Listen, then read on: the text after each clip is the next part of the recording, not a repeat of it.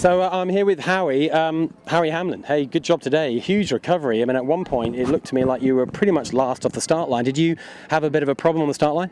Yeah, we fouled a boat. I kind of bore off. I got a little nervous that we were over early, and I bore down a little bit too far and touched the boat to leeward. So he yelled, and so we had to spin a 360 penalty turn, and then, we decided to go out to the right, which then the right is wrong on that course. So it is indeed, isn't it? People who went to it was pretty expensive to go, the guys who went right early, wasn't it? So that was like double trouble for you. But from then on, the race seemed to go pretty well. I mean, from where we were looking, you seemed to have plenty of speed all day.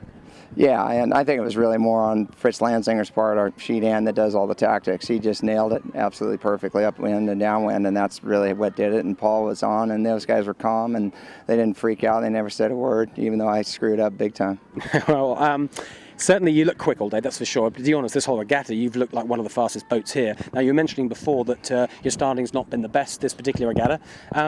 This is a tough fleet to start in, though, isn't it? There's no real easy holes. There's no real easy places to be. So, I mean, what's your plan? How do you try and get the best start you can in this fleet? Well, I don't know. I've been at it here for 15, 16 years, and it's still hard. I've never been a good starter, frankly, and I never was a college sailor or anything. And 18-foot skiffs are probably the hardest boat in the world to start, just because they want to go into irons, basically, and it takes the three of us, and so that's just not my forte. Well, certainly, as soon as you get off the start line, your boat looks like one of the fastest boats to us. Now, this is a new boat, isn't it, for you this year?